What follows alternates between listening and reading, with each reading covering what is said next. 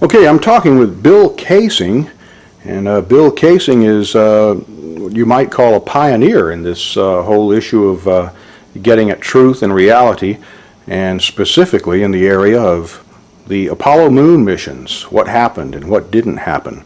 And when the module set down on the surface of the moon, the amount of propulsion that would have been required to do that, and it leaves no cloud of dust, no crater. Right.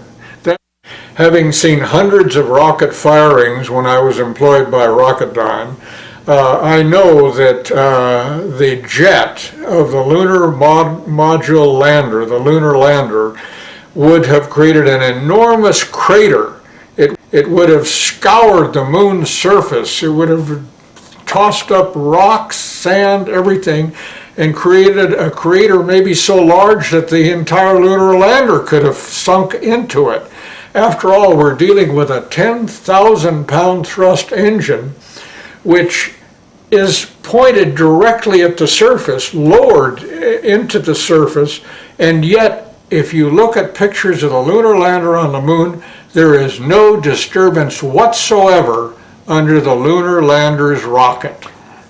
And no dust deposited in the pads, the cup-shaped pads at the bottom. That's another good point. Dust would have been blown 6 ways from Sunday and would have landed everywhere. And then the famous scene, which has been played over and over, where they are landing there, but they're setting down, and you're hearing the astronaut talking through it. Oh, that's a good point.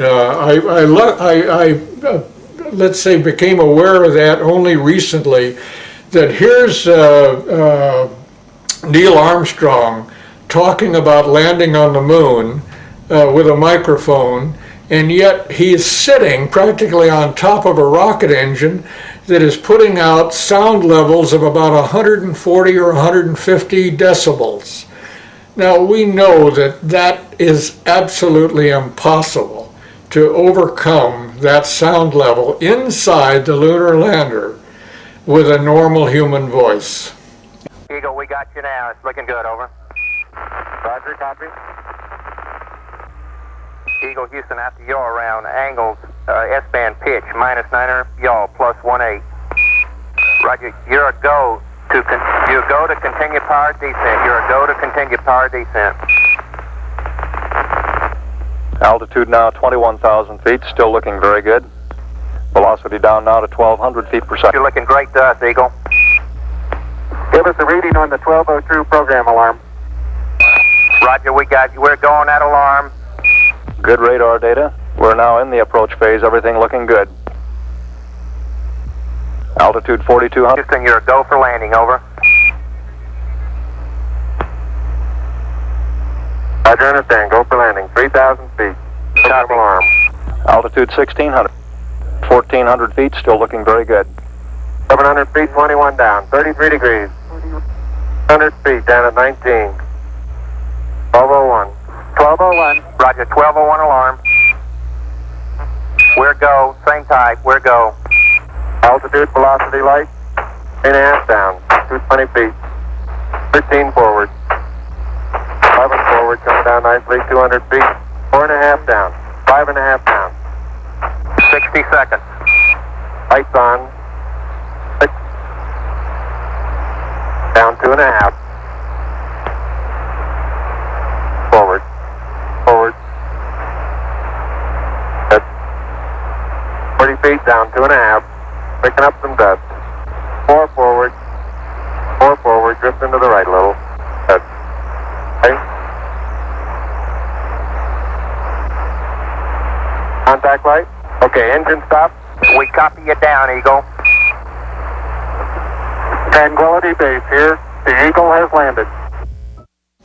Okay, we've changed our graphic picture here in the background, and it's a one-sheet poster that I put together from pictures on the website www.geocities.com/Apollo Reality/. And the gentleman that put this together got actually these images off the Langley Research Center website.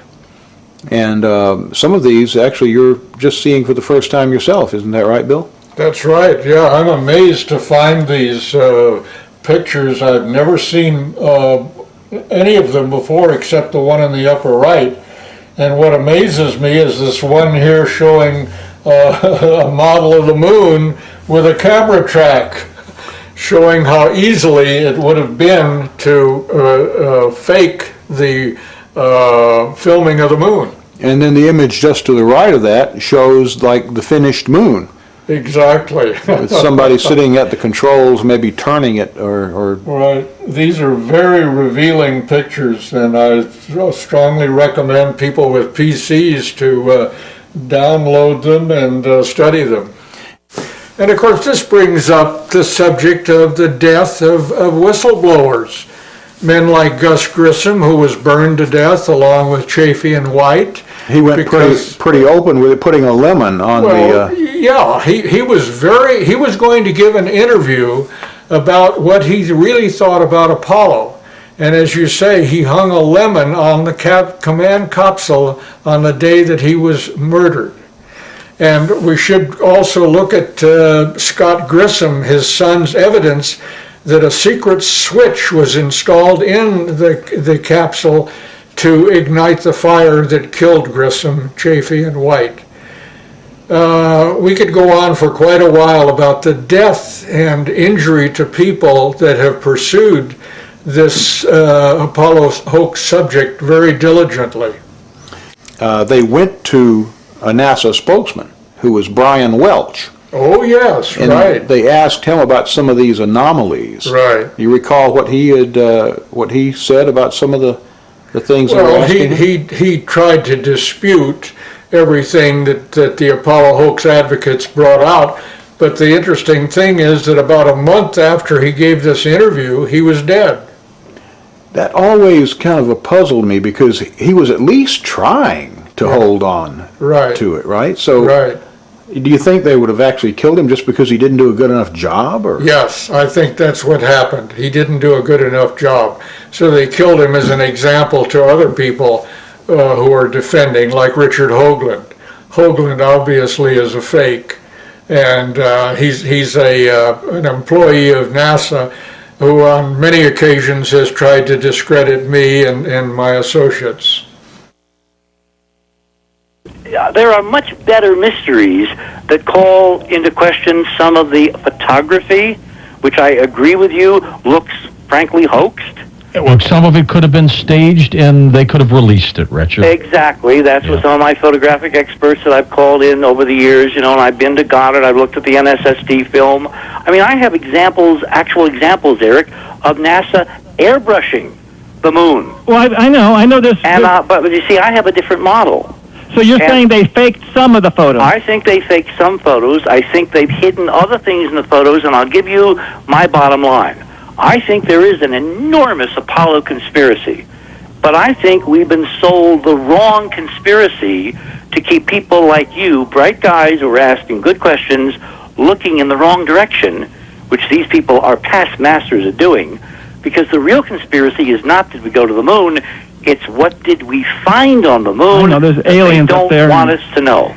And as I said earlier in the show, I found areas where NASA faked the imagery, I believe, to hide really cool stuff. Okay. And I found other areas where the photographs are consistent with us landing on the moon. And it's possible, Richard, that some of these beauty shots were staged and they threw them in there and grouped them in with the real ones. Exactly. Next up, let's go to our wild card line. You're on the air with us. Hi there. Our next speaker is Professor James McKinney. If you double the size of your rocket, you don't double the size of your payload. So you're very limited, and now let's try and get to the next planet or out to the moon. We have to start sending individual things up there, couple them together, and then go out to these other planets. By the way, there's a small problem with going to the moon, and inch by inch, NASA is leaking out that they know that there's a problem there. It's called the Van Allen belts, high radiation belts of charged particles around Earth, and we don't know how to get through them, they say. Well, isn't that interesting, because there sure didn't seem to be a problem back in 1969. Obviously, they didn't go to the moon.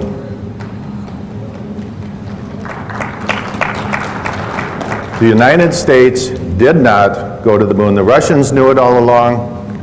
I thought at the time we did, but I've since learned we absolutely did not. And there's no question about it. And they're starting to figure it out. NASA has a program called Living with a Star. That's a pretty name for how do we get through the Van Allen belts. They have all their top scientists working on it. It's a tremendous problem because we do not have any kind of a spacecraft that we can send up that doesn't have metal in it. And when these charged particles hit metal, they produce X-rays. Nothing you can do to get around that. So anybody sitting around something metal in outer space in the Van Allen belts is going to be French fried. And so that whole thing was a giant hoax. And you have second and third tier scientists in the United States who are running around saying, oh yes we did, yes we did. But the very top level people, what I call the tier one scientists, the Black Op Mill scientists, know for a fact we didn't go. And it's a real problem. They don't know how to get through there. This picture is with the new Hubble camera, and it shows that in fact if you take this angular distance out to Pluto and you translate it into the surface of the moon, we can in fact resolve the landing sites, the alleged lunar landing sites. And the way you would do this is you take the pictures at dusk when the shadows became very long, and it would be a very hard thing for them to fake. So at any rate, we have telescopes on Earth that are much larger than the Hubble. Much better resolving power. So why, you would think these astronomers would be chomping at the bit to show you those lunar landing sites. And look at the incredible resolving power of this telescope we have here. Why have none of them done that? Because there ain't nothing there. And we get all kinds of excuses. Oh, we can't turn the telescope up there because the moon's too bright. Well, then all of a sudden we saw the full moon on a web page, on a NASA web page, the entire full moon taken with the Hubble Space Telescope. And you're telling me they can't take one little teeny patch of the moon, which is millions of times less bright. So bottom line is, they know they didn't go.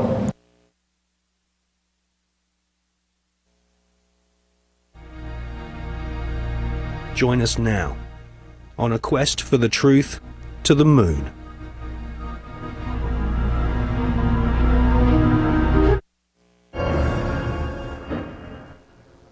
In this film, we shall not only prove beyond all reasonable doubt that many of the official NASA images of lunar exploration are fake, but we shall also examine the motives for the biggest lie put before the world. Why did NASA repeatedly fake lunar images and photographs? Why did NASA stage lunar expeditions which did not happen? The answer will surprise you. Clear the launching area.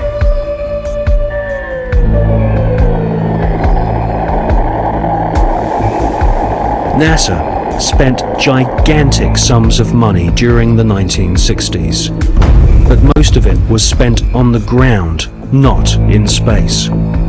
Huge American corporations, many of which were manufacturing hardware for the military, made gigantic profits designing space vehicles and, more importantly, life-sized models of spaceships, and even huge stage sets resembling the lunar surface. Someone in NASA had realized that after taking billions of dollars from the American people, if they couldn't make it to the moon, they would fake it to the moon.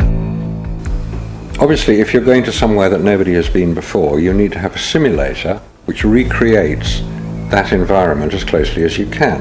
If you're going to the moon, you recreate the surface of the moon.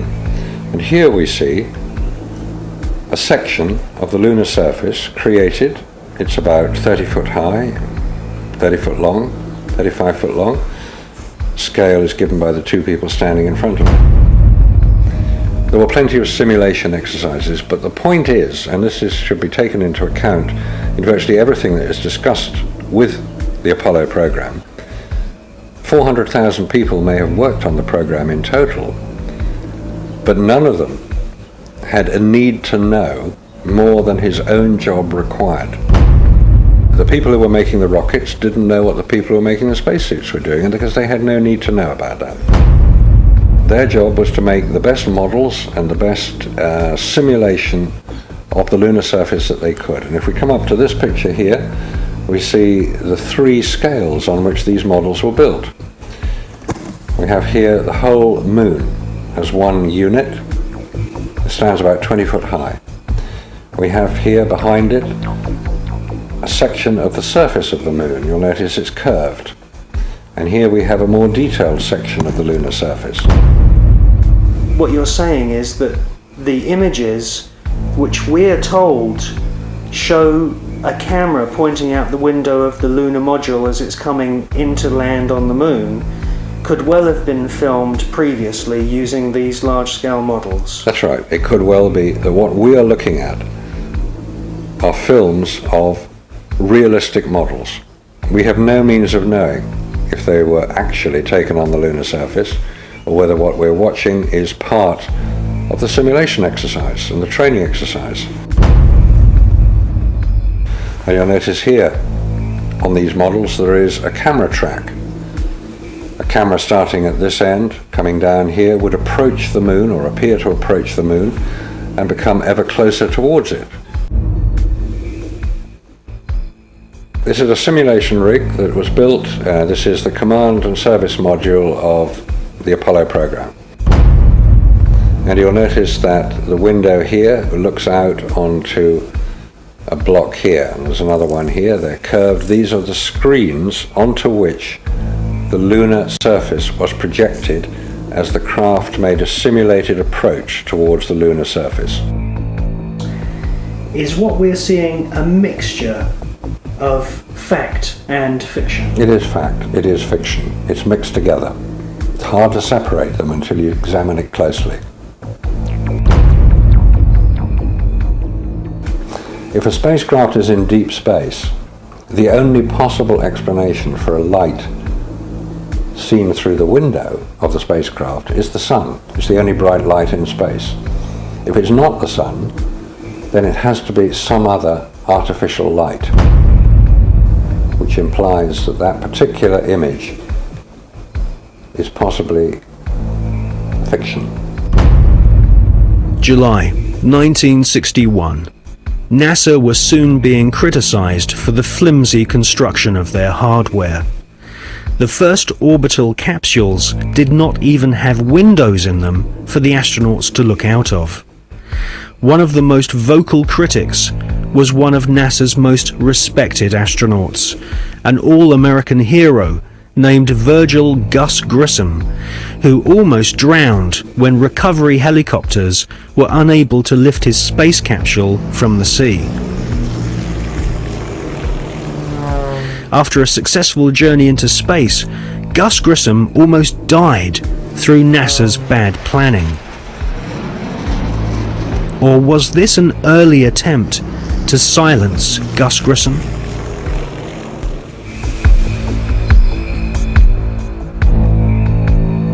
May 1963. Astronaut Gordon Cooper experiences re-entry problems in his Faith 7 rocket ship.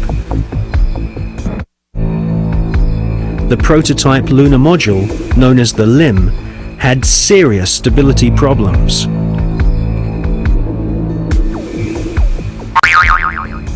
At this stage, there was no guarantee that even if NASA managed to get a spaceship orbiting the moon, they could land safely without killing the crew.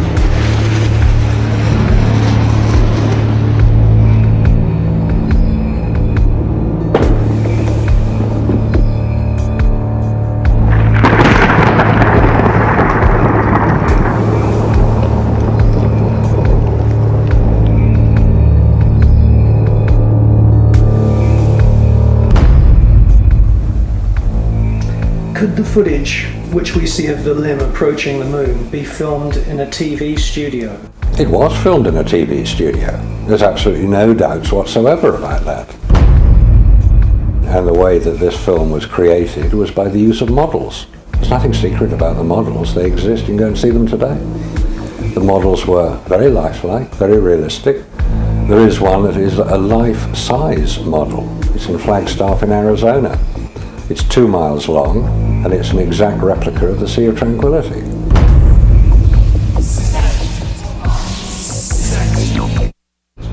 The photographs were used to create from those images the replica of the Sea of Tranquility, so that if it was flown over in a helicopter, it would appear as if it was a spacecraft approaching a similar area to land. So yes, all the scenes of the lunar surface were filmed on Earth.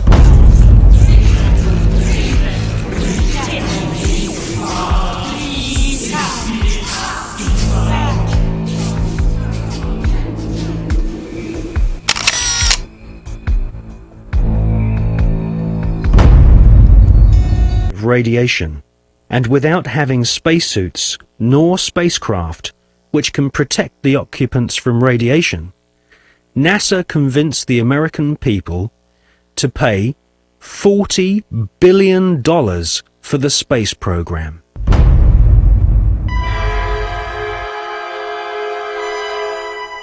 The most lethal forms of radiation, of course, are at the higher end of the spectrum. That's gamma rays and X-rays. We know what ultraviolet can do. If you stay out too long in the sun, you get sunburn and skin cancer and die, and it's all very sad. But gamma rays, and X-rays especially, are particularly lethal to humans, unprotected humans. There was no protection that I have been able to identify. I've found no reference to it. I found nothing that will tell me what level of protection is offered, so I have to assume none was. I've contacted the manufacturers of the spacesuits, and they said there was no radiation protection built into the spacesuits, because I asked them if these same spacesuits could be used by technicians to go into Chernobyl or 3 Mile Island, because the nuclear reactors produce the same radiation as produced in space. They said no, not advisable, no protection. James Van Allen grew up in the small Iowa town of Mount Pleasant during the 1920s. He was an exceptional student, became class valedictorian, and exhibited an intense vision that even then looked beyond our planet. The environment was the time of the Cold War, and it was something scary. It was something for a child, it seemed very scary to have to hear about bomb shelters and hiding under our desks. And I remember first hearing that my father was going to go to Russia, and being so frightened by that, and asking my father, why was he going to Russia? Wasn't he scared? And I remember him explaining to me that in the scientific community, what they do, and as they take data and exchange data, somehow that transcends what is going on in the political arena. So that there is always a sense that the quest for intellectual activity was something very special. Remember that, so that the Cold War suddenly didn't seem very cold to me, even as a young child. In Washington,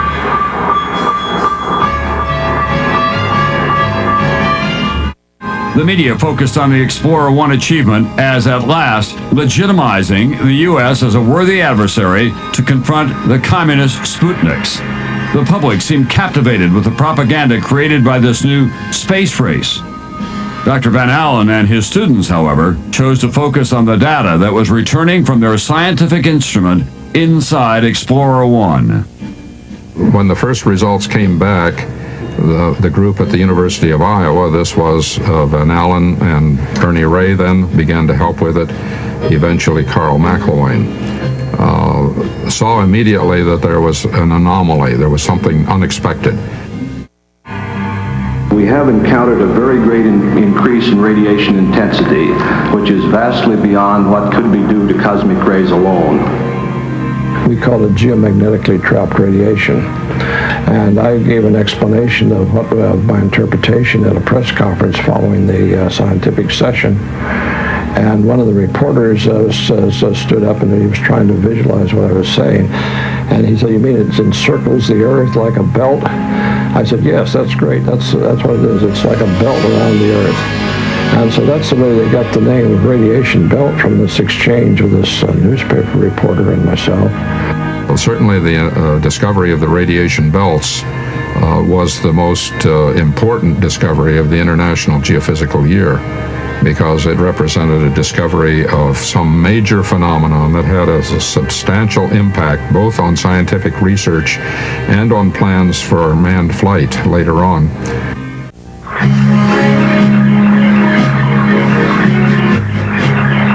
In late 1958 and early 1959, Van Allen flew instruments on Pioneers 3 and 4. Both were unsuccessful attempts to hit the moon, but their flights provided the Iowa group with essential confirming data. Pioneer 3 documented the existence of a second radiation belt, and Pioneer 4 became the first U.S. spacecraft to orbit the sun. Any ill effects from the Van Allen radiation belts? No. Now, I'm not sure we went far enough out to encounter the Van Allen radiation belt. Maybe we did. Say that I'm not a chemist, I'm not a geologist or an anthropologist. I'm a retired electrical engineer. I've worked at NASA Goddard for over 20 years. I'm retired now, and I have worked with image processing, which is similar to some of the things that are done on computers today. However, at the time that I did my work, the computers that are so well established today were not available. So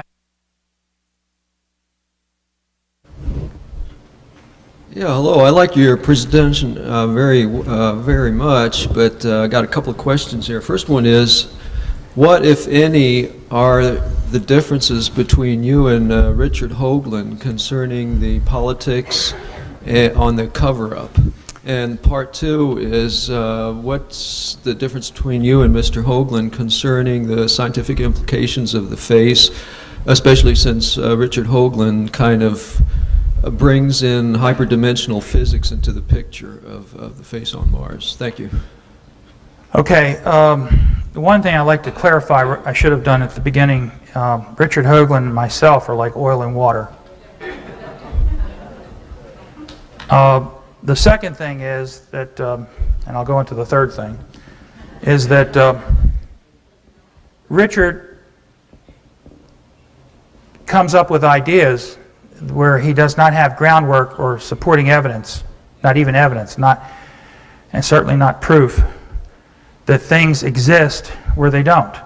For instance, I've seen some of his work where he has found swastikas and German tanks on Mars, and he has found cathedrals on the moon Europa of Jupiter that resemble burnt-out cathedrals from World War II in Europe, and various other things which not only can't be proved, but they aren't even evidence, and I stay as far away from him as I can.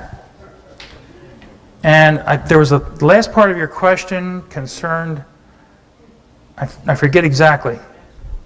Yes, he always talks about hyperdimensional physics, Okay. and he comes up with all these formulas on the dimensions of also the pyramid on Mars, and all these, in his book he has all these geometric configurations, and he tries to bring in hyperdimensional physics. It's hard enough for me to give evidence and present it at conferences with facts that I can show to scientists, but to try to back up something with a relationship to another planet is so hypothetical that it just doesn't have the substance to hold up. Most scientists would classify that under the term of numerology and not have anything to do with it.